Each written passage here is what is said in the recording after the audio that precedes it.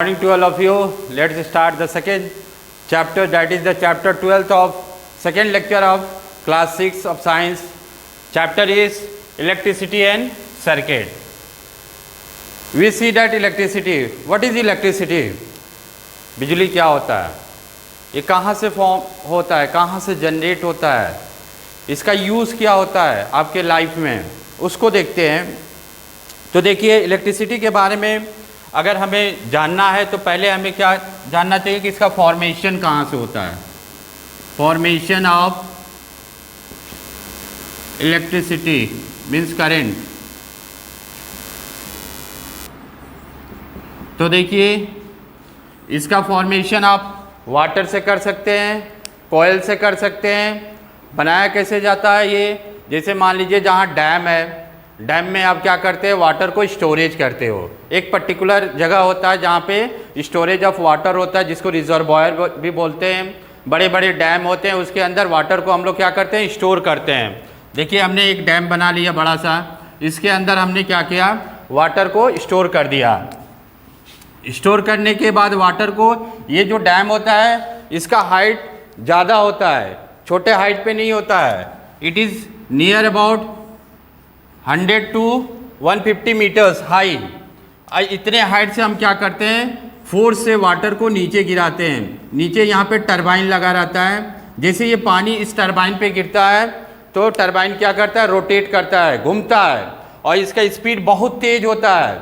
यहाँ पे जनरेटर लगा रहता है जो यहाँ पे आपको क्या करता है कि करंट प्रोड्यूस करता है। आगे एक बल्ब लगा दीजिए, आपको यहाँ पे दिखाई देगा कि हाँ, जो फ्लो हो रहा है इलेक्ट्रिसिटी का, आपको यहाँ से देख सकते हैं। यहाँ पे हम लोग क्या करते हैं, जो वोल्टेज यहाँ पे जनरेट होता है इसको हम लोग ग्रिड में स्टोरेज करते हैं। भारत के अंदर लगभग 5 ग्रिड है, नॉर्थ, साउथ, ईस्ट, वेस्ट और मिडिल में है। तो ये ग्रिड में क्या किया जाता है, वोल्टेज को स्टोरेज किया जाता है। अब हर स्टेट के जितने भी मिनिस्टर्स हैं जो इलेक्ट्रिसिटी डिपार्टमेंट के, ये ग्रिड से ही क्या करते हैं, पावर वोल्टेज को अपने पास लेते हैं, अपने अपने पावर स्टेशन पे। स्टेट के जो पावर स्टेशन है वहाँ पे उनको भेजा जाता है, जितना वहाँ पे स्टेट के अंदर वोल्टेज की रिक्वायरमेंट होती है। तो यहाँ से हम लोग क्या करते हैं, वोल्टेज को ग्रिड के अंदर स्टोरेज कर देते हैं। उसके बाद ग्रिड क्या करता है, अलग अलग स्टेट को डिस्ट्रीब्यूट करता है उनके डिमांड के ऊपर। अब यहाँ से तो हमारा क्या हुआ, वाटर से इलेक्ट्रिसिटी प्रोड्यूस हो गया। अब देखिए, ये इलेक्ट्रिसिटी फ्लो कैसे करता है। जैसे मान लीजिए ट्रांसफार्मर हम लोग लगा देते हैं, जो एक स्टोरेज डिवाइस होता है। ये 2 टाइप के होते हैं, एक स्टेप अप ट्रांसफार्मर होता है, स्टेप अप ट्रांसफार्मर, और दूसरा होता है step down transformer, step down transformer. अब देखिए, यहाँ पे स्टेप अप और स्टेप डाउन ट्रांसफार्मर होता क्या है। स्टेप अप ट्रांसफार्मर वो होता है, ये जनरली हम कमर्शियल यूज़ के लिए रखते हैं, जहाँ पे हमारा वोल्टेज का रिक्वायरमेंट ज़्यादा होता है। जहाँ पे वोल्टेज का रिक्वायरमेंट ज़्यादा होता है, जैसे इंडस्ट्री के अंदर, वो कमर्शियल यूजेस के लिए होते हैं। यहाँ पे वोल्टेज ज़्यादा लगता है, तो इसीलिए यहाँ पे ग्रिड पे हम लोग क्या करते हैं, स्टेप अप और स्टेप डाउन, वहीं पे ट्रांसफार्मर अलग अलग एम्पेयर का लगा देते हैं। तो वहाँ से हमारा स्टेप अप और स्टेप डाउन का यूजेस हो जाता है। स्टेप डाउन में जनरली हम लोग डोमेस्टिक लेवल में यूज़ करते हैं, जहाँ पे हमको कम वोल्टेज की रिक्वायरमेंट होता है, जैसे 230 वोल्ट का रिक्वायरमेंट होता है। तो वहाँ पे हम लोग क्या करते हैं, स्टेप डाउन ट्रांसफार्मर लगा के वोल्टेज को और डाउन करके और अपने घरेलू यूजेस में लेके आते हैं। तो ये हो गया हमारा ट्रांसमिशन ऑफ वोल्टेज हो गया। अब ये ट्रांसमिशन किसके थ्रू करता है, ये ट्रांसमिशन आपके वायर के थ्रू करता है। वायर जो होता है उसके अंदर रेसिस्टेंस होता है। अब देखिए, एक एक पॉइंट हम लोग करते हुए डिस्कशन करते हुए चलते हैं। कंडक्टर, कंडक्टर क्या होता है, कंडक्टर मेटल होते हैं जिसके अंदर से करंट फ्लो करता है। जैसे आप लोग घर में जो वायर लगाते हैं उसके अंदर कॉपर होता है, कॉपर मेटल होता है, और मेटल क्या होता है, गुड कंडक्टर ऑफ इलेक्ट्रिसिटी होता है। इलेक्ट्रिसिटी इसलिए होता है क्योंकि उसके पास फ्री इलेक्ट्रॉन होते हैं, और फ्री इलेक्ट्रॉन जो होते हैं वही हमारा जो है इलेक्ट्रिसिटी को फ्लो कराने में हेल्पफुल करते हैं। तो जैसे मान लीजिए ये कोई वायर है, ये कोई वायर हो गया, ये कॉपर हो गया, दिस इज कॉपर। ये क्या है, पीवीसी है। पीवीसी जो होता है ये पॉलीविनाइल क्लोराइड होता है। ये ऊपर की कवरिंग होती है, प्लास्टिक होता है, इंसुलेटर होता है। आप लोग देखते होंगे केबल लेते होंगे या वायर लेते होंगे, अलग अलग कलर के होते हैं, उसमें रेड होता है कवरिंग पीवीसी। जो ऊपर वाली कॉपर के जो मेटल के ऊपर कवरिंग होता है उसको हम लोग बोलते हैं पीवीसी। या रेड इन कलर होता है, yellows in colour, green in colour, वो अलग अलग डिफरेंट पीवीसी के ऊपर डिपेंड करता है वायर बनाते समय। तो देखिए यहाँ पे उसके अंदर कॉपर होता है। कॉपर जो होता है ये गुड कंडक्टर ऑफ इलेक्ट्रिसिटी होता है, क्योंकि मेटल होता है, इसके अंदर फ्री इलेक्ट्रॉन होते हैं, और फ्री इलेक्ट्रॉन होने के नाते यहाँ पे क्या करता है कि आपको एक जगह से दूसरी जगह इलेक्ट्रिसिटी को ट्रांसमिट करता है। अब देखिए ये फ्लो कैसे करता है। ये पीवीसी हो गया ऊपर का हिस्सा, इसको हम लोग बोलते हैं poly vinyl chloride. Poly vinyl chloride होता है। ये जो पॉली विनाइल क्लोराइड होता है ये ऊपर की कवरिंग होती है वायर का। ये जो होता है ये प्लास्टिक का होता है, ये पॉलीमर्स होते हैं। अगर इसको वायर को पकड़ के आप ऊपर से टच करेंगे ऐसे तो आपको करंट नहीं मारेगा। इसके नीचे, इसके जैसे आप इसके अंदर जाएंगे तो इसके कोर बने रहते हैं वायर के इस तरह, इसके बाहर से कॉपर निकले रहते हैं। ये कभी कभी कॉपर होता है इसके सेंटर में रहता है, या कभी कभी कॉपर जो होता है इसके सेंटर से बाहर चला जाता है।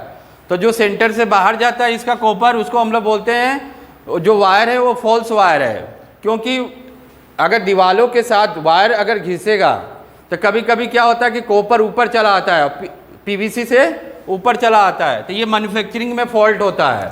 तो उस तरह के वायर को आप मत लीजिए, मार्केट से आप मत खरीदिए। आप वायर को देख लीजिए ऐसे कि उसका कॉपर सेंटर में है कि नहीं। अगर कॉपर सेंटर में है तो उस तरह के वायर को आप लिया कीजिए, ताकि फ्लोबिलिटी में कोई दिक्कत ना हो, शॉर्ट सर्किट ना हो। नहीं तो पूरे डोमेस्टिक जितने भी घर में आप वायर लगाते हैं, पूरे वायर क्या हो जाएगा, ब्लास्ट कर जाएगा। पूरे सर्किट क्या होगा, ब्लास्ट कर जाएगा। फिर से दोबारा आपको एक्स्ट्रा एक्सपेंडिचर करना पड़ेगा। तो इस तरह के वायर को आप नेग्लेक्ट कर दिया कीजिए जिसका सेंटर आउट हो। अब देखिए वायर के अंदर रेसिस्टेंस होता है। इसके लिए एक ओम्स लॉ मिला था, V=IR। V जो होता है यहाँ पे वोल्टेज होता है, I जो होता है करंट होता है, R जो होता है रेसिस्टेंस होता है। वेरी इंपॉर्टेंट फॉर्मूला है इलेक्ट्रिसिटी के लिए।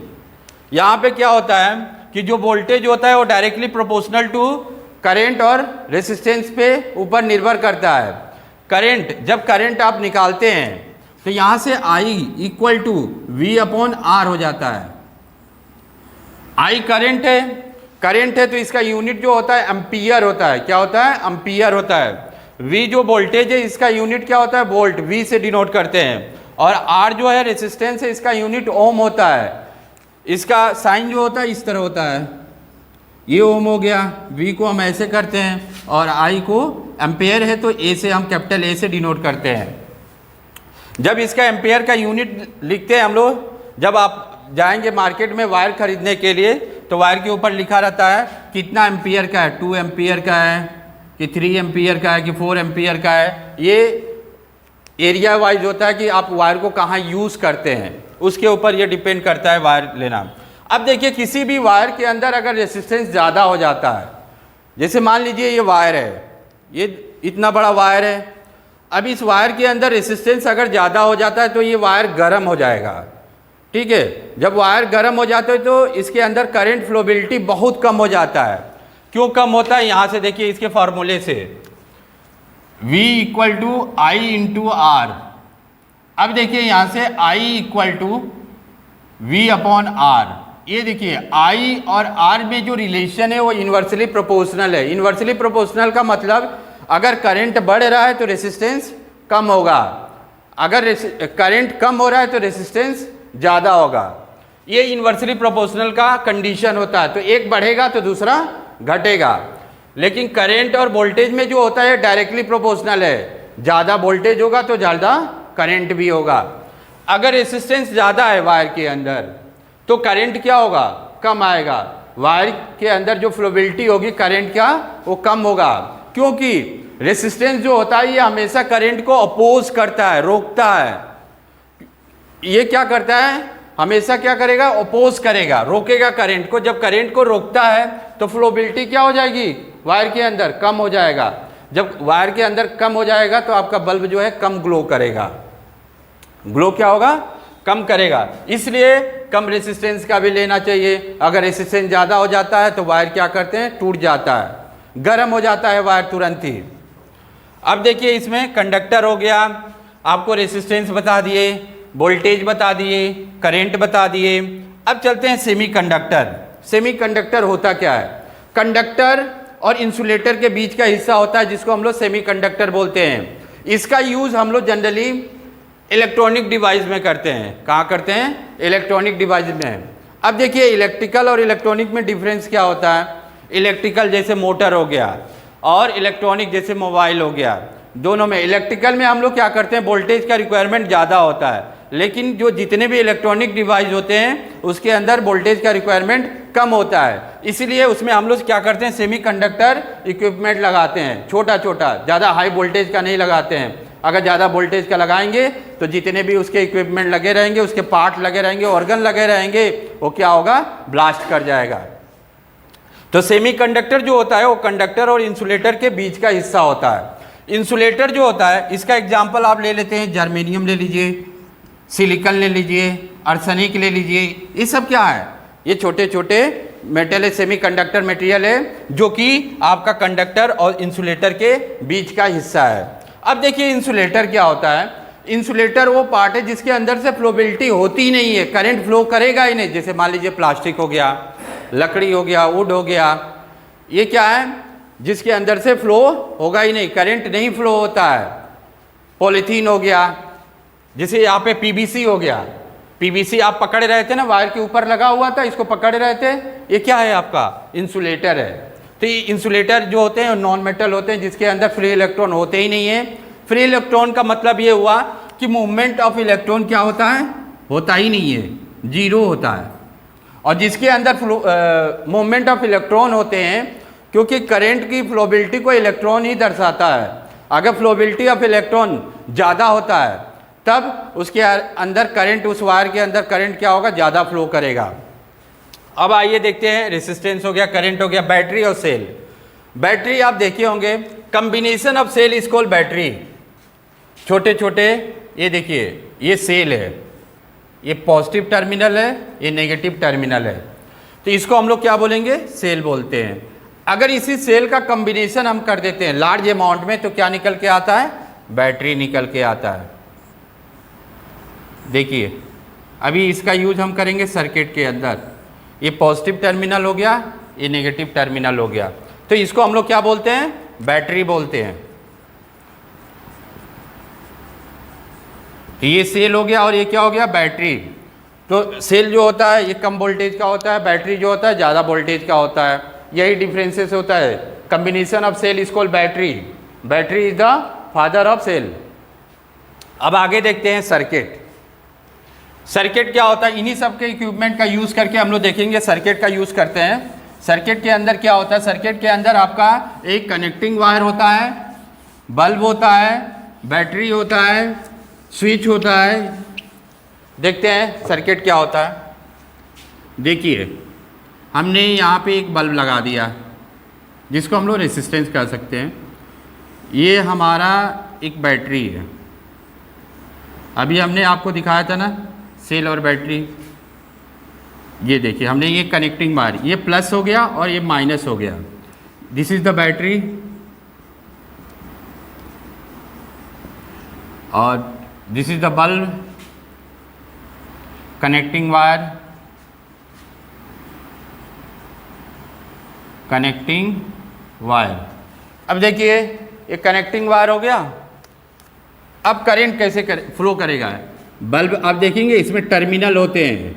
जब बल्ब आप देखते हैं तो बल्ब के हिस्से में जिसमें आप बल्ब होल्डर जो होता है उसमें देखते हैं कि दो पिन निकला रहता है। इसमें पॉजिटिव वाले को पॉजिटिव से कनेक्ट करते हैं, नेगेटिव वाले को नेगेटिव से कनेक्ट करते हैं। तो देखिए कैसे काम, ये सर्किट है, this is the electric circuit, electric circuit. अब देखिए यहाँ पे वोल्टेज क्या है, ज़्यादा है, यहाँ पे पोटेंशियल क्या है, ज़्यादा है। तो फ्लोबिलिटी हमेशा क्या करता है, अगर पानी ज़्यादा कहीं पे इकट्ठा रहेगा तो लो की तरफ मूव करेगा, लो की तरफ मूवमेंट करता है, हमेशा हाई टू लो जाता है। तो ये प्लस वाला जो है प्लस से कनेक्ट होता है, this is the connecting wire. अब देखिए यहाँ से जो वोल्टेज है यहाँ से फ्लो करना शुरू करेगा, ये यहाँ से फ्लोबिलिटी करेगा इलेक्ट्रॉन का, इसके अंदर आएगा, अब यहाँ से बाहर निकलेगा, फिर ये बैटरी के नेगेटिव टर्मिनल पे चला जाता है।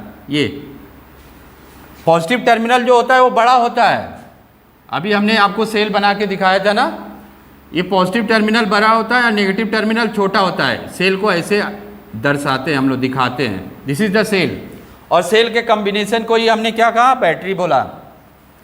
तो यहाँ से देखिए इलेक्ट्रॉन यहाँ से फ्लो कर रहा है, यहाँ से गया इधर आया, यहाँ पे आया, इधर गया, फिर इधर से निकला, फिर ये यहाँ से आएगा, फिर बैटरी में आ गया। तो यहाँ से हम लोग बोलते हैं कि जो हमारा गिवन सर्किट है वो क्या है, कंप्लीट है।